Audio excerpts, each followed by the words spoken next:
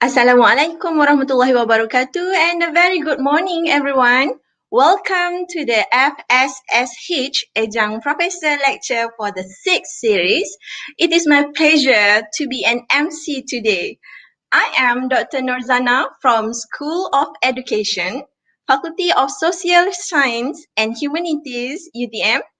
Today, we are very lucky to have someone who will share with us her enthusiasm on how she developed her schools and sustained her goal until now. So, I welcome everyone to give comments and like our Facebook and also subscribe our YouTube FSSH UTM. All right, for this session, I would like to call upon our moderator, Associate Professor Dr. Mahani Mokhtar, Director of Educational Foundation and Social Science School of Education, FSSH UTM. Please welcome Dr. Mahani to the studio. Hi, thank you very much, Dr. Nozana, for passing the floor to me. Assalamualaikum and a very good morning, everyone. This is our speaker's second time with us, and I'm sure for those who watched her in the first lecture on 9 September 2020, you know how lovely and passionate our speaker is when she talks about education. Ladies and gentlemen, before we begin our lecture, let me first give you a brief introduction of our speaker, Dato Freida Muhammad Pilus. Dato Freida served the government sector for 13 years before she resigned and started Cempaka School in 1983. Cempaka School emphasizes the values of hard work, academic excellence, and nurturing children to make a difference. As the president of the Malaysian Society of Education Administration and Management, she has a wealth of experience in private education in Malaysia.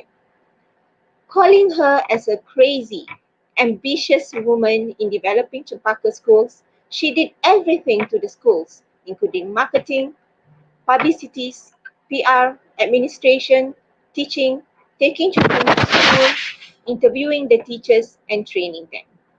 Therefore, ladies and gentlemen, with all of these achievements, Dato Freida is definitely an iron lady and a force to be reckoned with in the field of private education in Malaysia.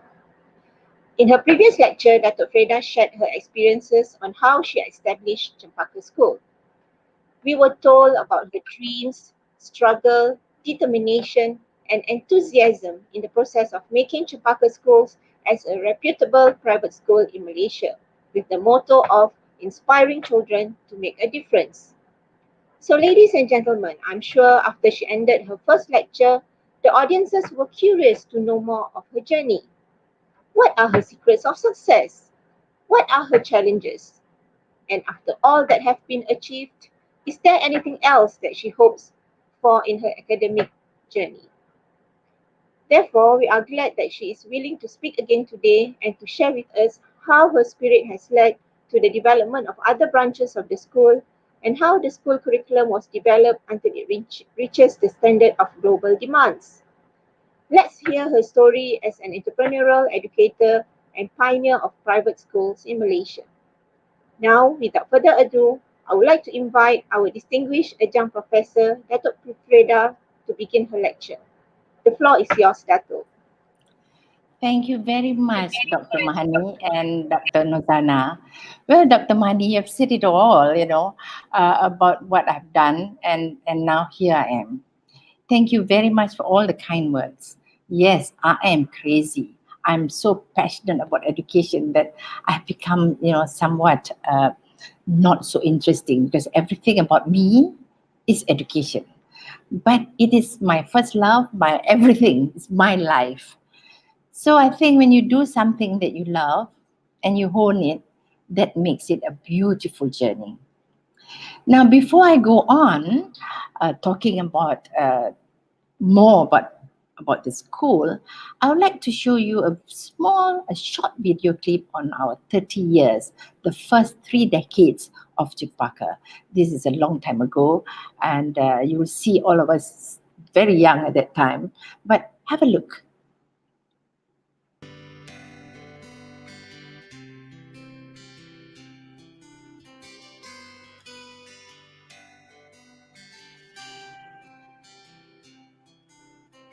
Well, when we started, it was actually to meet the demands of working mothers, because I thought then I was in the government, I was working in the government, and then after that I resigned, started school.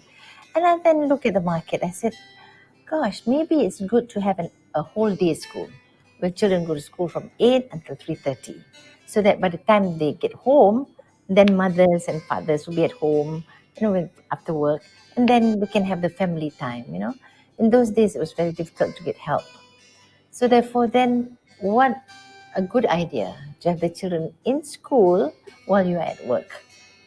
And at that time, it was difficult because you couldn't get a loan from the bank to start a school business, because there was no such thing as a private school where people pay to go to school. So they said, we can't give you a loan for a school, but I can give you a loan for a factory. I said, but I don't want to start a factory. I want to start a school. And that time when we employed the teachers, Mrs. Chu was one of the first. Puan Rajini, Mrs. Chu, and many of the teachers who've been with me for over 20 years, they're still with us. Of course, it started in the year 1983. And then before we really started, I have to go to Dato Freida house to start working on the teaching things. I first joined Cempaka, I did not expect to working for so long in an organization until I'm here now. Then suddenly I realized that, wow, it's almost 30 years, So we had very little money to start with. So when people talked to me about my management style, I said, well, I don't know what style it was, but definitely it was like very little money style. So we did everything ourselves. The kids helped me paint the school, even paint the floor, and we cleaned the school, the toilets, and my sister-in-law used to cook for the children. So everything, and my nephews, they used to cut the grass. So we did everything. I think I must thank Dato Freida for giving me this opportunity, because I started off with just becoming, during my university holidays, I came here to do teaching, to teach reception children. That time we used to call kindergarten.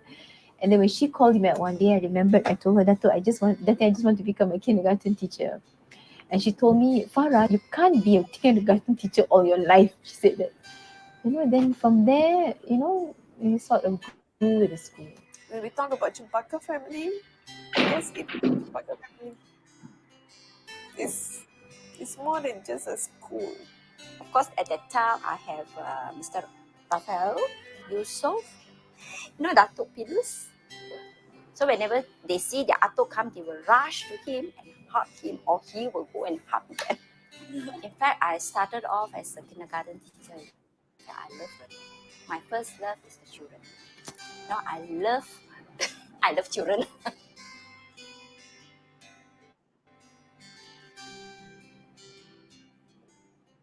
Dato Freida is a good mentor, and I'm so proud to be part of this journey. So sorry, I get so emotional. It comes to things like this. I'm proud. I'm proud to be part of this journey. Hard work and all that, yes. But I'm proud that I'm part of this journey. It's a wonderful journey. There's no regrets at all. Okay, and I guess because Dato Freida herself is a good mentor. And I did the timetabling, I marked books, I did everything. So now, if they say they cannot do it, I say, why not? Because I know how it's done and it can be done. So it was a fantastic journey 30 years ago, and now we have grown from a small bungalow in Bukit Bintang. Now we have 3 campuses, and we run a school for Bank Negara in Labuan. So we've come a long, long way. But there's still a lot to do, and I'm still enjoying this journey of mine. And I look forward to more wonderful things in Cempaka, especially with my sons with me. They bring new ideas. and we try out new things. It is a whole world of treasure trove of education actually. Anugerah Tokoh Guru Sekolah Swasta Kebangsaan 2013. Dipersilakan penerimanya yang berbahagia Dato Freida binti Dato Haji Mohd Pilus.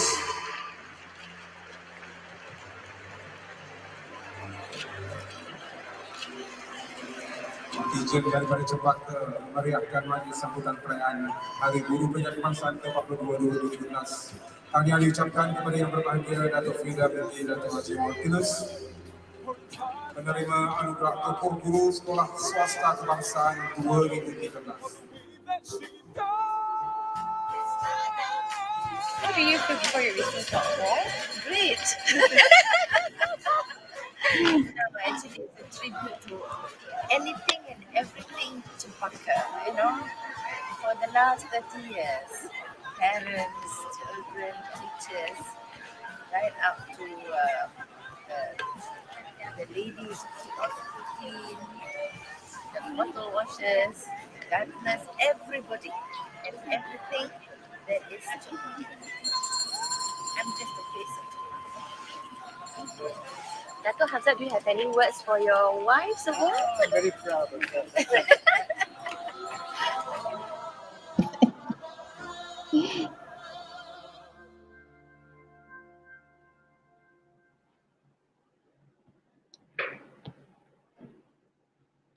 Well, there you are. You can see how we've gone from one school to several other campuses.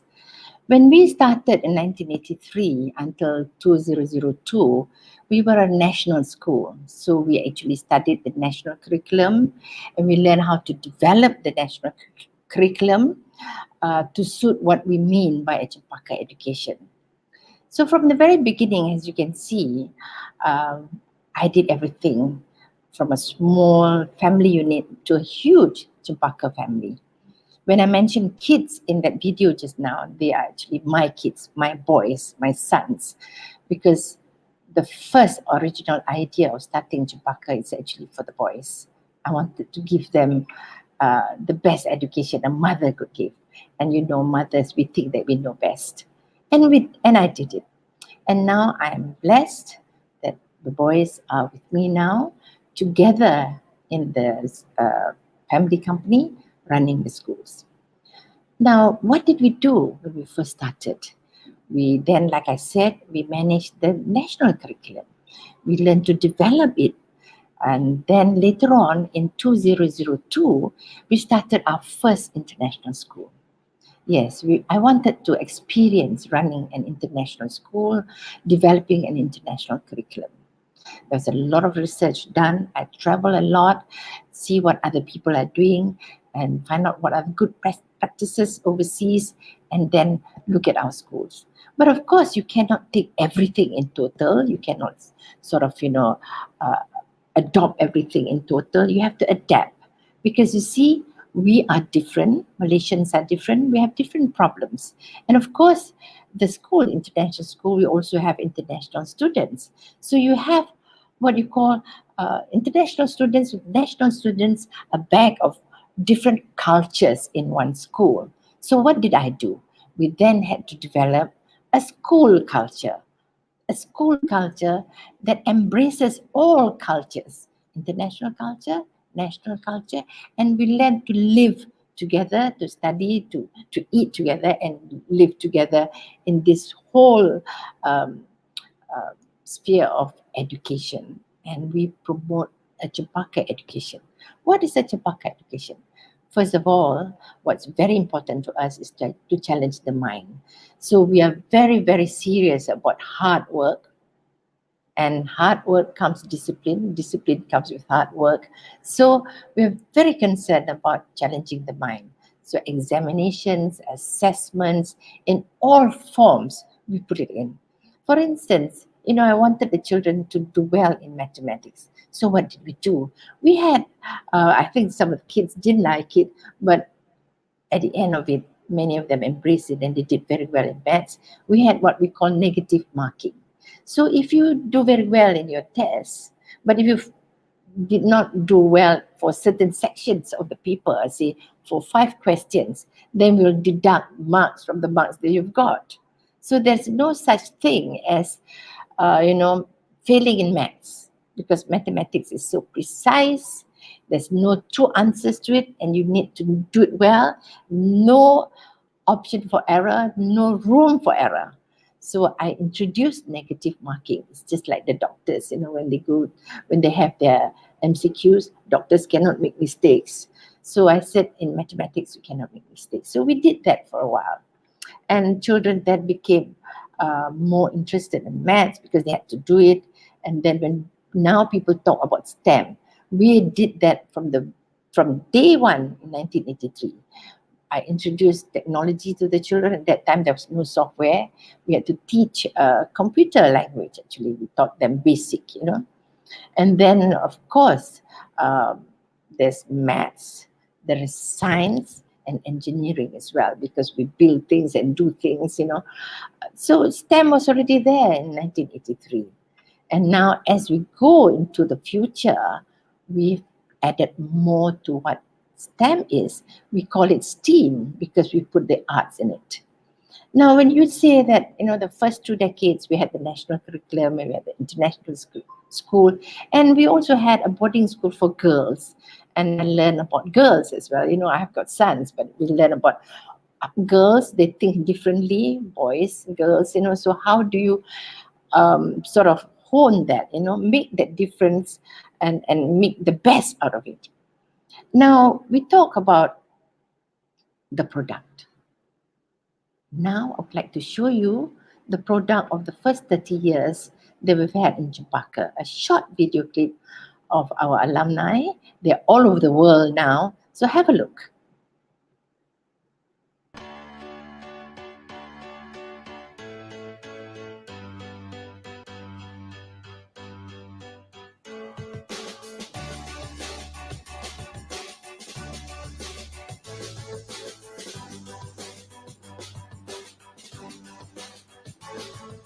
Cempaka. Cempaka. Cempaka.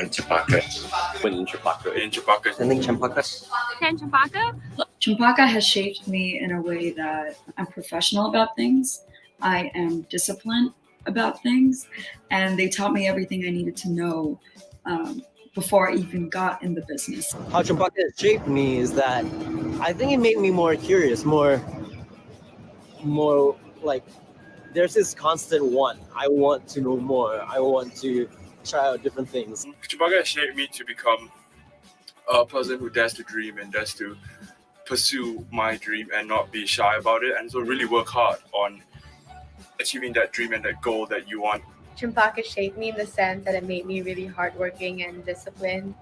I just finished high school in the US and will be going to Princeton this fall. My short time in Cempaka has brought me so far and enabled me to overcome odds that I never believed I could beat. And for that, I can never thank you enough. Setelah mendapat cermin-cermin baru dalam tandas, dan lepas 2-3 hari itu, cermin itu pecah. Tak tahu dipecahkan oleh siapa lah kan. Tapi selepas itu, Dato Freida telah memanggil semua budak-budak untuk satu assembly yang emergency. Di mana dia tanyakan kepada kami satu frasa yang saya akan ingat selama-lamanya.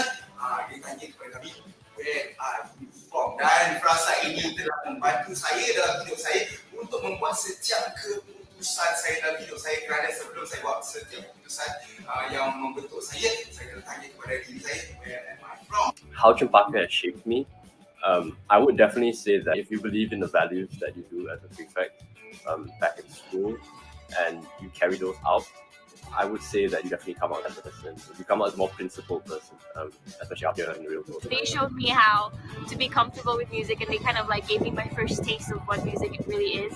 And because of that, I decided to pursue music for the rest of my life. My best moments in Cempaka are anytime I perform, because they've given me more opportunities that I can count. The greatest moments I've had in Cempaka was being in many musicals is one. The other one would be being a prefect was one, because I didn't know I could be one, but it kind of shaped me into being a better leader. So that was usually a great thing about it. My best moment in Cempaka would definitely have to be being involved in productions and just being around CPAC and just knowing all the teachers, getting to know everybody, and just putting up performance after performance, just performing and just do music. My best memories of Cempaka were definitely the musicals. They were a ton of fun to do, and I still miss doing them. My favorite memory when I was in Cempaka would be winning the March Pass. Of course, we are both from Paramount, and it was a tough competition, but with paint streaked across our faces, determination, dedication, and a good team, we got to the finish line with the trophy. My unforgettable experience in Cempaka has stayed with me through the years. I dearly miss the school, the teachers, the staff, and especially my proud house of Ruang. Cempaka has given us a lot of great memories, and also I got to know a lot of great people from Cempaka. And of course, not to forget the teachers, the A-level teachers in Cempaka, and they are the ones who shaped us to where we are now and who we are now. One of my other great moments was staying with Dato Freida when I was like 10, 11, 12. Like there was a performance in Sydney and I didn't know where to stay, and Dato Freida opened her doors for me and I was like, yes! That was the greatest moment of my life. Mohd. Greatest moment of my life. My best moment in Cempaka, if I really had to pick one of all of them, it would probably be getting selected as a prefect. I wasn't expecting it. I didn't think I was qualified for the job, and I certainly didn't think so when I was taking that oath on stage. But it was an honor all the same. And coming in and being in that office for an entire year, it really did shape my values that I believed in, and I hope that I was able to make a change to the board as well. Some of my best experiences and favorite experiences in Cempaka, which would be the amount of musical theaters I got to be a part of, starting from We Will Rock You to Witches of Oz to Fame, and of course my favorite West Side Story. I'm currently studying in the Royal Northern College of Music, short for RNCM in Manchester, and I'm currently in a practice studio. As you can see, around this is the practice studio. I study popular music, and so my major would be drum kit, but I study pop music, so we write, we produce, we do studio, basically like what an actual professional musician do. Sekarang ini saya telah habiskan pelajaran saya di Perancis di University Paris, dan juga sekarang ini saya seorang chef di mana saya mengacara beberapa rancangan masak. Saya menulis buku masakan. Saya mempunyai sebuah sekolah masak untuk kanak-kanak juga, dan juga saya seorang pengacara radio di Hebat Radio, di mana setiap Isnin hingga Jumaat saya di Suria FM kita kongsikan dengan anda semua tips kulineri, kesihatan dan juga kekeluargaan. I am now currently into my second undergraduate year at Amherst College in Massachusetts, studying economics and mathematics. I am currently in Boston, Massachusetts, overlooking the view of my school, which is Berklee College of Music, and I'm studying here as a music production and sound engineering major. I completed my degree in King's College London in law, and I now am in charge of strategic partnerships, acquisitions, and investments with my global as a venture investor. And also outside of work, I lead the Lead in Asia movement, Lead in Malaysia, where we seek to educate, enable, and empower women to best version of themselves. I am currently doing 2 certificates, one in acting and one in business, and then hopefully continuing to do a degree in acting in VCA back in Melbourne here. Right now, I am living in Hollywood. I'm living in Hollywood, and I make money through what I love to do. I honestly couldn't have done that without Cempaka. I really couldn't, and it's as cheesy as it sounds, I really, really couldn't. I am not only an actress, but I am a stunt woman, and I do musicals, and I've honestly been living the dream. I've been meeting a bunch of directors and film producers, and just auditioning for a bunch of things, including a feature film with Emilia Clarke. It's been a dream come true. Aspiring to be a movie music sound engineer. Hopefully, fingers crossed, in a couple of years. I aspire to break into the film industry in hopes that I could break into the grounds of diversity. Hopefully, I could represent Malaysia at the same time, like be like that first Malaysian boy, be like, hey, I made it. I aspire to be happy with wherever I'm at and pursue whatever I'm passionate about, when I figure out what that is. I always remember Cempaka as a place where a helping hand was given without having the need to ask. Inspiration was found in every corridor. That we Cempakans owe to ourselves, our teachers, and especially our mentor, Dato Freida. I aspire to become a professional musician. I aspire to write music and just encourage all those upcoming young musicians to pursue music as well. And I'll say, I'd just like to thank Cempaka for giving me everything. And thank you so much for the opportunity and the platform. What I aspire to do, I hope to be able to read law in Cambridge one day. That's still just an ambition right now. I don't know if it's going to happen, but fingers crossed. Thank you for all. Cambridge went to Cambridge, yeah? I really, really do appreciate that. Cempakan community, all the best. Cempakans, don't be afraid to take chances. I think opportunities don't come that often. So just go for it. Just go take it. The Cempaka community sees all the opportunities that you have right now. It's not going to be any out there, but I can tell you right now that you try and you try your best, then things are going to get better. To the Cempaka community, all you Cempaka students listening, is that enjoy Cempaka as much as you can, because you have no idea how lucky you are. People out here don't even get half the things you learn and half the things you do and half the things you participate in their high school. Well wishes I have for my fellow sisters and brothers in Cempaka. As Dato Freida always reminds us every assembly, nothing is impossible. You can be anywhere you want as long as you work, smart. Not just hard, but also smart. And I wanted to wish you, Dato Freida, a very happy birthday. Happy birthday, Dato Freida. Very happy birthday and many more to come. You will always have a place in our heart. Happy birthday. A very happy birthday to you. Dato, have a happy birthday. Absolutely. Happy birthday, Dato Freida. To Dato Freida, happy birthday. I'd like to wish you a happy birthday and thank you so much for being a role model in the world of business and also fashion and style. My birthday wishes to the OG, Dato Freida. You're the bomb, and thank you for providing. Thank you so much for what you've done. I can never thank you enough.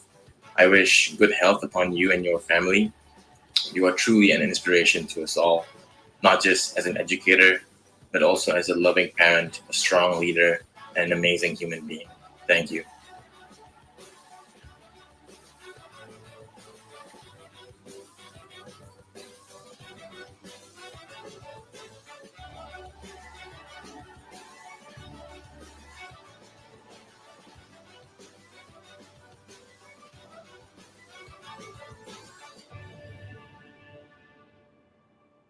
When was this? 2006. Well, that is my love. Can you just imagine, listen to the children just now. And it's brought me fond memories of them. And many of them now have gone on. A few got married and and many of them have brought their children back to school, to Cempaka, because we have an early years department, earlier section of the school. So they bring their children here. So I've got a lot of grandchildren in school. But from the alumni just now, you can see that what is very important, we have planted the seed of, confidence in them. And all the musicals that we do in school has taught them to be disciplined, to be responsible, to be more committed. They learn a lot of things that they don't just from the textbook, but on stage they learn this. They learn to make friends, and what's very important is to learn to be hardworking. And many of them mention about being professional in what they do, and to understand that nothing is impossible. And I'm so happy for them. And what you can see is they're doing what they love to do. Yes, find out what you're good at, find out what you like to do, and do it with confidence. So that's what a Cempaka education is all about. Now we go on to what I mentioned just now. That was then.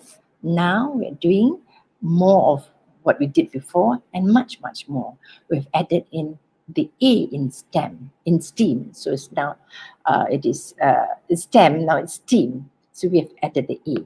So we are very strong in performing arts. very strong visual arts and sports as well. And what's very important besides, academic work, besides your other things that you hold that you're serious about, the most important thing I think in life is about doing good. That's the soul of Cempaka. So we have a lot of performances.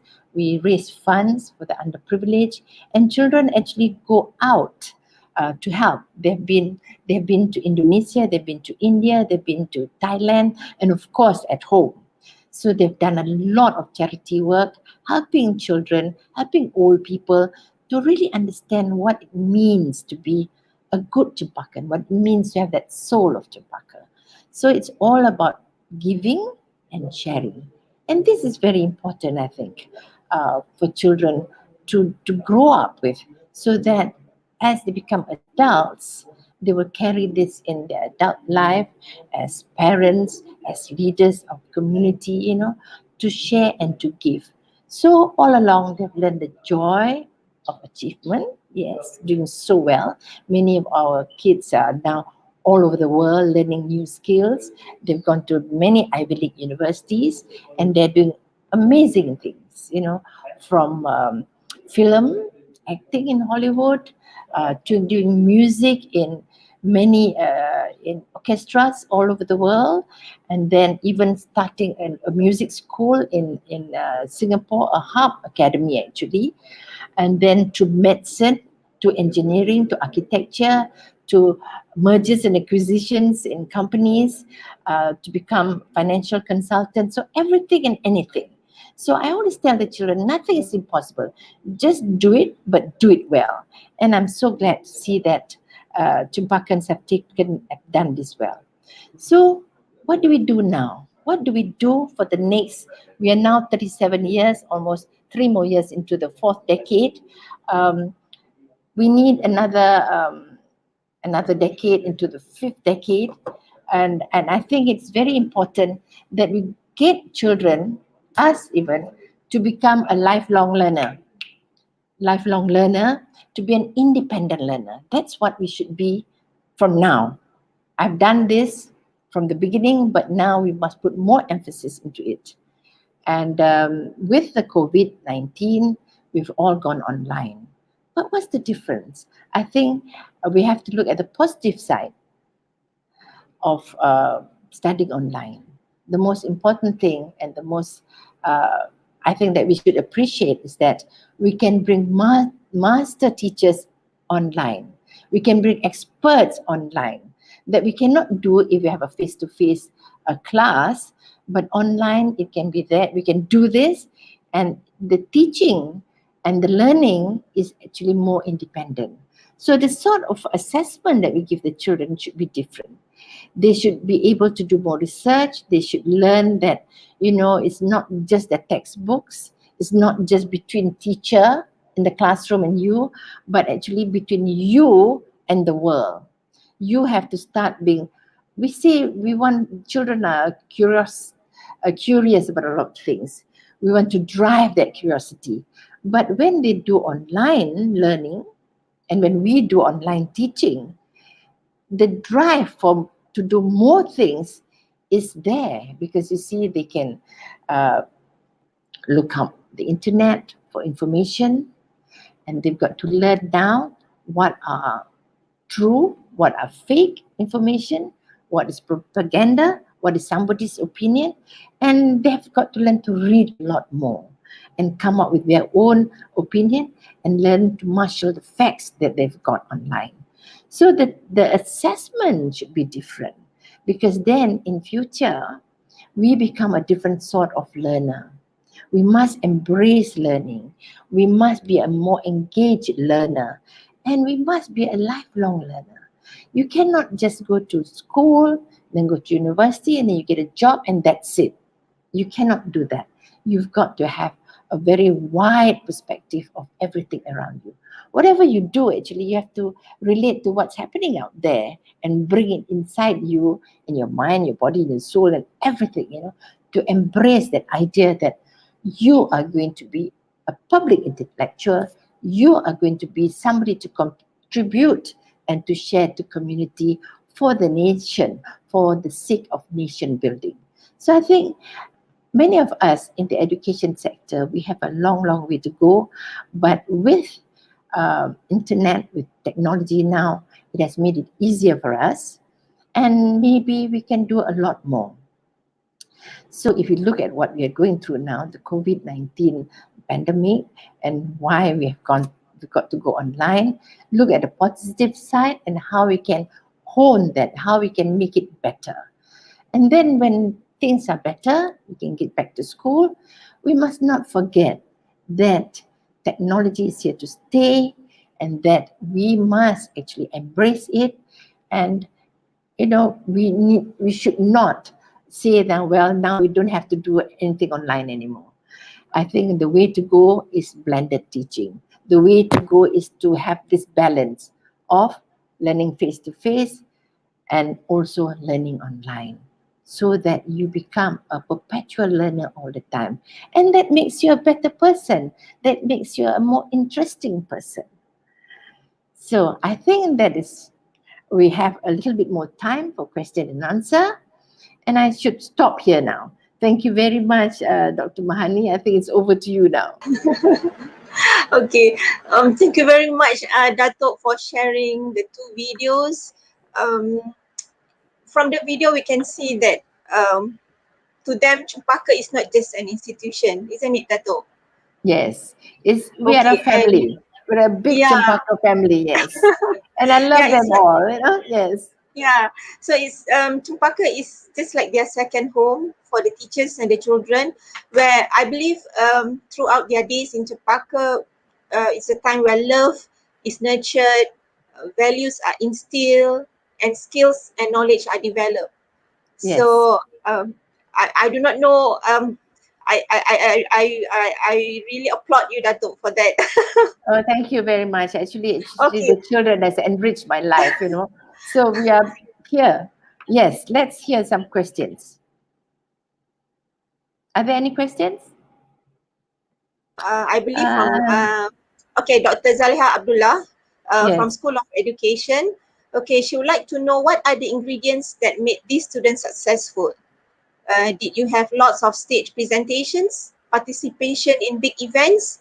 What are the factors? Or maybe because they are from well-educated families? Well, I think a little bit of everything. But the most important thing I think that we have done was to make performing arts compulsory. When we started it, I see a lot of schools overseas, they have performing arts, but it's not compulsory. And many schools, they do have singing, dancing and all that. But we made it compulsory.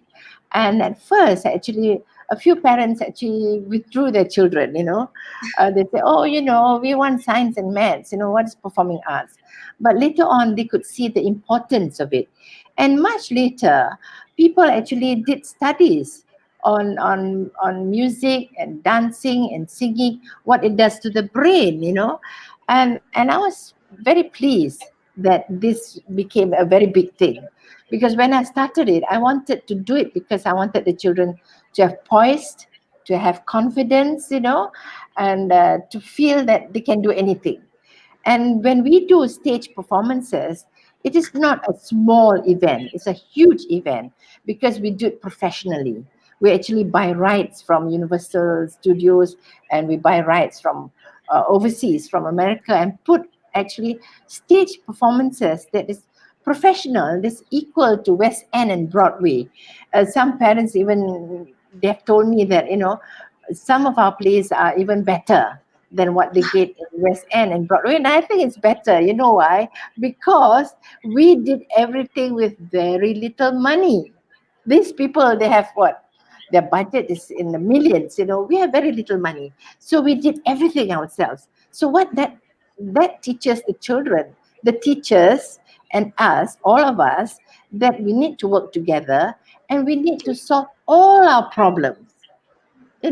How do you make Tarzan? We had Tarzan. How do you make Tarzan climb trees and so on and so forth, So what we did was we put him on a harness from the backstage and we put him flying across the stage, across the hall onto the stage. That was amazing, and we had to decide how to do this, and there were so many problems as you go along in a production that you've got to learn to solve. So that shows that taught the children problem solving, taught the teachers, taught me problem solving, and like even what is not on stage, like marketing, selling the tickets. How do you sell tickets? How do you make people pay to come and see your stage show? So that's also a learning process. So I think when you have performances, you have big events, and when you have big events, you must make it big, you must make it grand, you must make it professional, you must be really serious about it, and Yeah. children then can see this, can see that, it's not just a hoo-ha here and there, but it's a Yes. very serious thing. And Mm. over time, I think the discipline, the commitment, and responsibility that they've learned on stage, also in sport. Sport is also a very big event.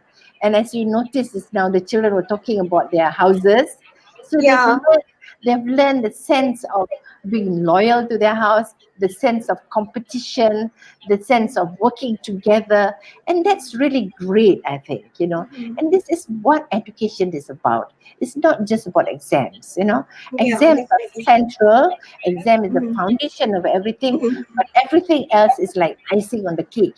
You can't have Yeah. the cake and then, that's it. You need the icing now. You need so many things now. Yeah. It makes it more beautiful, and more in demand. Yes. So I think Yeah. that's what made the children have this, in school. Now Yeah. here it says, how do you balance character building and academic performance in your children? Yes. Yeah, it's for me to read to you, Dato. Oh, The question. okay. All right. Yeah, Yes. it's okay. I agree with your answer just now on the question on stage performances. Well, that's why they add the element of arts in the term STEM, isn't it? So it's to Yes. Yes. balance the development of the left and the right Yes. brain of the children. Yes. Yeah. Yes. Okay. So Dato, yeah, we go to the next question. Is it Yes. okay with you? Yeah, that's fine. So when you talk about character building, Yeah. well, like I said, on stage, in sports and all that. Now in sports, we are very big in sports as well. We have expeditions, where the children actually, I really marvel at them. We always underestimate our children. Actually, we can push them, we can give them anything, I always tell the children, it's like playing frisbee with you. I throw the frisbee and you throw it back to me and I throw it back to you. So it's very fast, it's moving, it's energetic. So when we have expeditions, children are taught many skills. Mountain climbing, scuba diving, kayaking, swimming, cycling, running, and even making keropok leko, yes, and so many things that they do in groups. So they learn to work together and work together with all sorts of people. You have so many nationalities in Malaysia, right? And also international students. So they learn, they learn about different taboos of different races and how you cope with it, and that's really very beautiful. And we teachers actually, when we do this, when we have events and we throw the children into the deep end and let them to survive and tell them nothing is impossible, just do it, carpe diem, seize the day, do it. We also learn. We learn a lot of things about them. We learn about ourselves as well. So it's a very good journey of cooperation. And when you talk about, you have to balance academic excellence. Oh, yes. You see, we get the children to love sports, to love performances and all that, because they could see the gratification is instant gratification. Like when you perform, when you sing, people clap, wow, So Yeah. we tell them that, there's also a joy in learning because we give them tough assessments, examinations. You cannot imagine, doctor. In our school, we have big exams, we have small exams, we have about 7-10 exams a year, We have monthly exams, we have term exams, we have final exams, mid-term exams, mid-year exams. So academic excellence is a foundation. We tell the children, you come to school, you learn to be hardworking, you learn to be disciplined, and you do it. And then we tell them, if you don't do well in your maths or your science, you cannot go on stage. You cannot play So you football. punish them, yeah. It's sort of you cannot play Yeah. football. So macam ada red card, Kan red Yeah. card tak boleh main, you cannot play. So if you So do it's not do it's well, a positive reinforcement. yes, it's like to motivate them, to motivate them. So like homework, they have to finish their homework before they go on stage. Even when we have stage performances, when they have rehearsals, they have to bring their books, they do their homework within their rehearsals and so on. And over time, children actually learn to be disciplined. They learn to manage themselves. They learn time management. And because we have set a very competitive environment in Cempaka, it's so competitive that they all want to do well. They want to do well in everything. So we say the mind, the body, and the soul of Cempaka must be, you must really hone it. You must really embrace it and get engaged in your own self, in your own development, in your own learning, your own everything, And there you are. And I think it has been a good journey, and that's what Cempaka is about. Yes. Yeah. I believe that when they have accomplished something, right? So there is Yes. a sense of accomplishment in them that makes them wants to become that makes them want to be better and better, right? Yes. So Yes. And also, in all the things, in that's all the right. things that they do, yeah. Yes. And what's also important, I think, with parents' support. We have very good rapport with parents, and we should, and children now, and I'm glad to see over time, a long time ago, 3 decades, 4 decades ago, when children come and parents too, we want doctors, we want engineers, we want accountants, that sort of thing. But I say, well, can't they do anything they want to do? Yeah. But The whatever singing doctors. Yeah. what you want to do, you have to do it well. You have to do it well. A doctor will have the soul of Cempaka in the sense that would learn to appreciate good music, learn to appreciate art. Now, if you're in music or singing, you have to be a professional. So we have got a few children who are actually professional singers. And when you think about the entertainment world, it's a huge world. It's not just entertaining, it's behind the scene, there's engineering to it, there's science to it, there's technology, there's business into it. So it's a huge industry that you can find not just a job, but you can actually hone your passion. So I think it's a great thing, And there was a question just now, is it, Doctor? Yeah, I think there is one more. I think we can still have time for one more. Okay, from Prof. Yokija, Dato Freida, you put it into practice when you talk about creating a school culture that embraces all cultures. What would you suggest for public schools to embrace all cultures? Okay, when we talk about public schools, of course, we talk about all the races in the country, right? Yes. I think what's very important is when you have group work, you must make sure there's a mix of the children. And also, I think what's also very important, you need to get the children to understand the different culture. For instance, when we have a celebration for Chinese New Year, it's not just the Kong Hee Pak Choi and the drums, but more than that, what do they celebrate? Why do they celebrate? What does it mean to have a family dinner, for instance, and all the different festivals in the Chinese community. It's not just Chinese New Year, they have so many festivals, And then like in Sabah, Sarawak, we have so many groups of people, ethnic groups there that we need to understand. So even here in Malaysia, I think the public schools, you need to do this. But even if, say in the school, you don't have many, say Chinese or Indians or other races, only maybe a majority of Malays, then they also need to understand this because we are one community. So that is very important. And maybe to an extent, go and visit. Like my school children, we visit, we have work in hospitals. I get the children to go to hospitals. At one time, they have to spend about 10 hours a year working in the hospitals. Now, when you work in a hospital, you see sick people. You do not see races there. And when you go there, they see you as somebody with a smile, somebody beautiful, somebody entertaining them, somebody teaching them, doing art, doing singing, dancing, or maths or reading, you know. So you don't see the race, but you see Malaysians, a Yeah. helping hand. So that's very important. Go to the old folks' home, for instance, you know, go to the orphanage. And I think with that, you will add this idea that, you know, we must be a gentler society, a kinder society, to embrace everybody, to be inclusive, to add everybody into the community. So if you don't have that in your school community, go out, look for it, you know, build that sense of empathy and humanity in the children.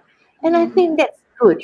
That's how we embrace the different cultures in the country. Yeah, I agree with you, Dato. So based on what Prof. Yo has asked just now and based on your feedback, I believe that through co-curricular activities, right, the examples that you give of what you plan for Cempaka children, so the co-curricular activities have to be rich, isn't it? Yes, And, yes, meaningful for the children, not just for them yes, to be in the school only, for them yes, to go out and yes, mix yes, around with people yes. in the community. Yeah. And what's very important is for us to get them to reflect. I always tell the children to write a journal, to reflect on what they've done. It's not just, okay, I go there and wash, have a salon in the old folks' home. What is, yes, what does it mean? How did you do it? How do you feel? You know, and that will sort of make them think more. Yeah. It's not just the process, but what they get from Yeah. all their experiences Yeah. for themselves, you know, how did it develop, you know? So, and I think that's how to do it. Yeah, I think that I agree with you. The reflection part, isn't it? Yes, yes, Usually, we don't usually ask our children, okay, what have you learned, isn't it? yes, yes, yes, that's right. Okay, yeah. Okay, we have one more question, Dato, from Ridwan Osman. Can I know how I can nurture my soul as future educators to be strong and creative to face future challenges? Oh, you have to read a lot. You have to read a lot and all sorts of genres of books, you know, see what other people do and what you can do. And I think another thing that's very important is travel.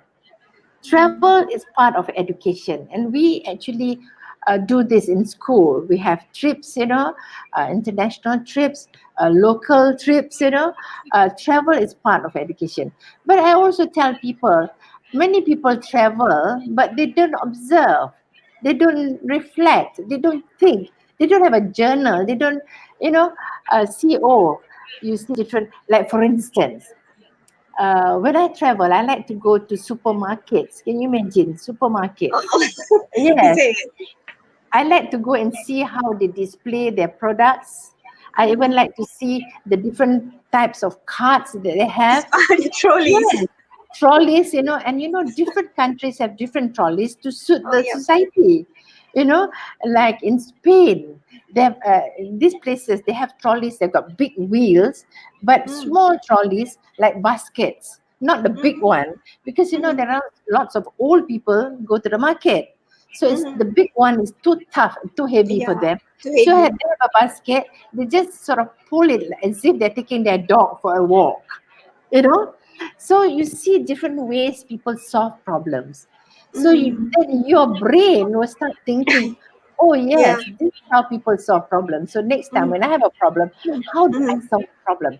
So the idea of observation, the idea Yeah. of reflection is very important to teach you. But of course, reading helps. Reading Yeah. will enlarge your body of knowledge, you know, uh, you learn what people do, and so on and so forth. So I think read more, travel more, Travel you know, more. yes, travel Yeah. more, Yeah, and then observe it, the it doesn't mean that you need to travel like overseas or you need to go far, isn't it? no. Like you mentioned, you can learn lot of things in supermarkets also. Yes, yes, and you can even when you go hiking, you know, Yeah. this is the sense of observation. You must have a keen sense of observation to see things, how things are done. Even when you go hiking, you know, you see how plants grow, how they Yeah. grow, how they die, how these things happen. Then you go on YouTube, you learn about organic planting, and they say, oh wow, has happened in the jungle that I went hiking just now, you Yeah. know, how things are growing. So I think that is the most important thing is a reflection, observation, and tell yourself nothing's impossible. Learn and do anything and everything. Yeah, yeah. Yes. Okay. Okay. So I believe we have time for one last question. Okay. So hi Dato from Nurul, can you share with us what aspects of Cempaka that can be adapted in national schools, aside from what maybe you have mentioned just now?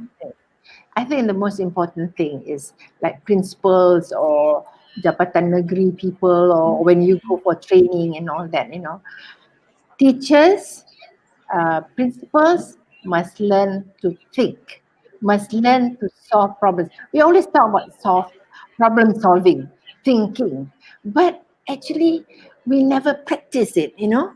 We never practice it. We don't look at it as if, oh, this is a problem, I need to solve it. I cannot tell you what aspect of Cempaka that can be adapted in your school, because first of all, I must know your school.